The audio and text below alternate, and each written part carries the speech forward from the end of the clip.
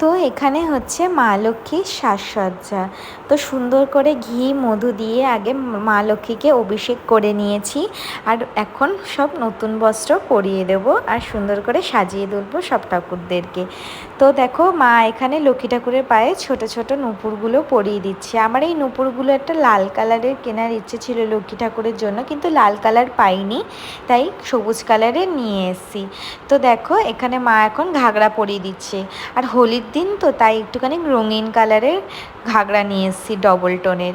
আর আমি এসব জিনিস কিনি হচ্ছে শ্যামবাজার থেকে, কারণ ওখানে অনেক ধরনের কালেকশান আছে। তো দেখো ঘাগরাটা একটু মা লক্ষ্মীর থেকে বড়, কিন্তু মা সুন্দর করে পরিয়ে দিয়েছে। আর দেখো কোমরে একটা সুন্দর কোমরদানি পরিয়ে দিয়েছে। এখন পরিয়ে দিচ্ছে হচ্ছে গলাহারটা। আর এই ঘাগরা আর গলাহার সব আমি পছন্দ করে নিয়ে এসেছি, কেমন হয়েছে সেটা কমেন্ট বক্সে জানিও। আর এখানে দেখো আমি এখানে কানেরগুলো পরিয়ে দিচ্ছি, কারণ এখন অনেক ঠাকুরের সাজসজ্জা বাকি আছে। রাধারানী, কৃষ্ণ ঠাকুর, আমার গোপুসোনা, সেগুলো তোমরা পরের ভিডিওতে দেখতে পারবে। সেইগুলো দেখার জন্য আমার চ্যানেলটাকে একটু সাবস্ক্রাইব করে রাখতে হবে। তো দেখো অলমোস্ট ঠাকুরের হচ্ছে সাজসজ্জা পূরণ হয়েই গেছে। আর আমার যদি ভিডিও ভালো লাগে তো একটা লাইক অ্যান্ড কমেন্ট করে দিও, তাহলে আমি বুঝতে পারবো যে তোমাদের আমার ভিডিওগুলো খুব ভালো লাগছে।